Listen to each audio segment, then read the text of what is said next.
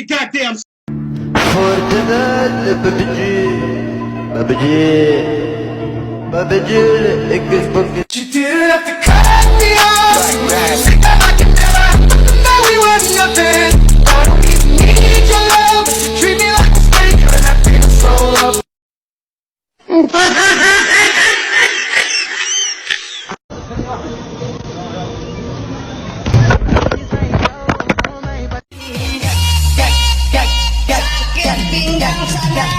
Pacaran denganmu tersiksa batinku, masih ingin dari campur dengan cemburu. Mau setia, namun kecuriga, jangan. 2,000 years later.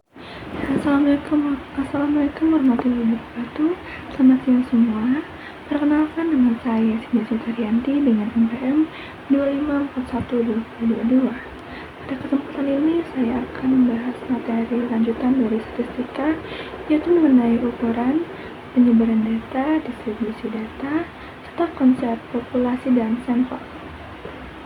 Jika sebelumnya kita mengenal ukuran pemusatan data seperti mean, median, dan modus, maka pada materi ini kita akan melihat bagaimana data itu menyebar dan bagaimana pola datanya terbentuk. Hal ini penting karena analisis data tidak cukup hanya mengenai nilai rata-rata, tapi kita juga perlu mengetahui seberapa beragam data tersebut. Yang pertama, kita akan membahas tentang konsep penyebaran data. Dalam statistika, penyebaran data atau dispersi digunakan untuk melihat seberapa jauh data menyebar dari nilai pusatnya. Sebagai contoh, kita memiliki dua kelompok data. Kelompok A, 70, 70, 70, 70. Kelompok B, 50, 60, 80, 90.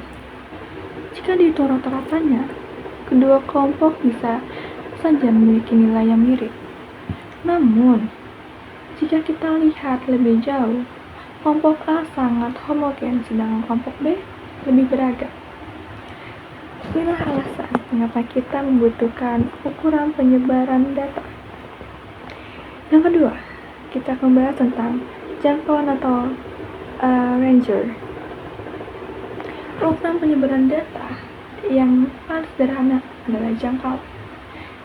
Jangkauan adalah selisih antara nilai terbesar dan nilai terkecil dalam suatu data. Rumusnya ranger sama dengan nilai maksimum dikurang nilai minimum.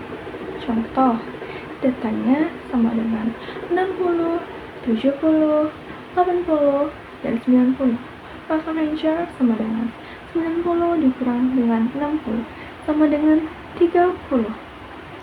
Dari situ, kita bisa melihat bahwa semakin besar nilai jangkauan, semakin besar pula variasi data yang ada. Namun, kelemahan dari ranger adalah hanya memperhatikan dua nilai ekstrim saja. Hal yang ketiga ada varians. Selanjutnya adalah varian, yaitu ukuran yang digunakan untuk mengetahui seberapa jauh setiap data menyimpan dari rata-rata. Secara konsep, varian menunjukkan tingkat keberagaman data. Jika data semakin dekat dengan rata-rata, maka varian kecil. Sebaliknya, jika data tersebar jauh, maka varian besar. Secara matematis, varian sama dengan jumlah kuadrat selisih terhadap data terhadap rata-rata dibagi jumlah data. Walaupun rumusnya terlihat kompleks, inti dari varian adalah mengukur tingkat penyebaran data secara keseluruhan, bukan hanya dua nilai ekstrim. Lalu ada deviasi. Standar deviasi adalah akar kuadrat dari varian. Standar deviasi sering digunakan karena lebih mudah diinterpretasikan dibandingkan varian. Makanya, standar deviasi kecil, data cenderung seragam. Standar deviasi besar, data sangat bervariasi.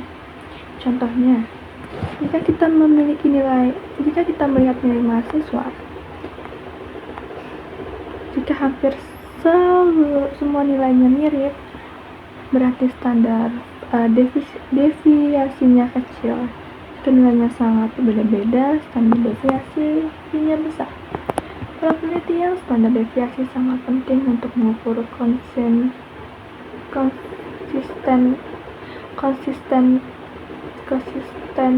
data. Lalu ada distribusi data.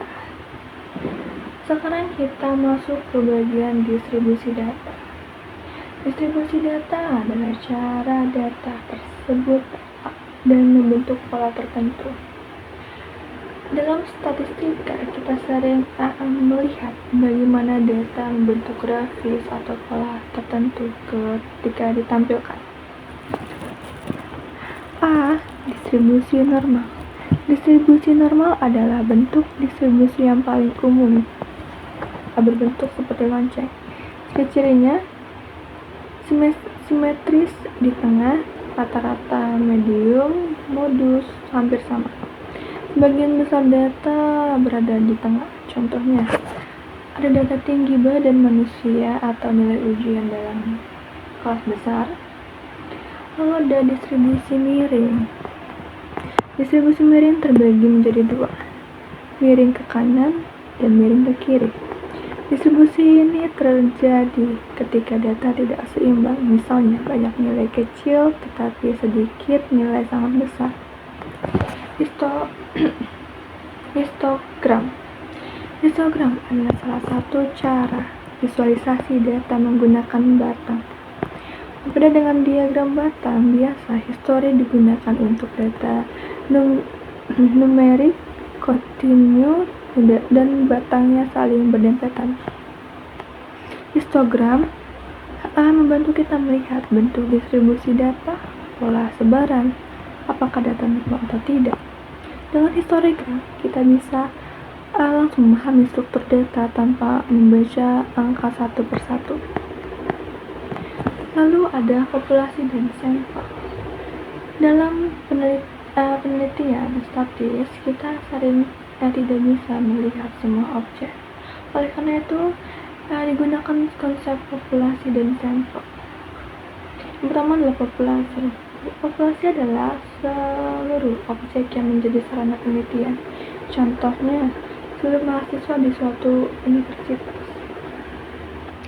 Lalu yang kedua adalah sampel. Sampel adalah bagian kecil dari populasi yang diambil untuk mewakili keseluruhan. Contohnya, 100 mahasiswa yang dipilih dari seluruh universitas menggunakan sampel. Penggunaan sampel sangat penting karena lebih efektif, lebih efisien, lebih cepat, lebih hemat biaya. Namun sampel harus dipilih secara tepat agar hasilnya tetap representatif. Jadi kesimpulan yang bisa kita ambil adalah dari pembahasan ini dapat kita simpulkan bahwa statistika tidak hanya membahas nilai rata-rata tetapi juga penyebaran data. Ukuran penyebaran meliputi range, varian, dan standar deviasi.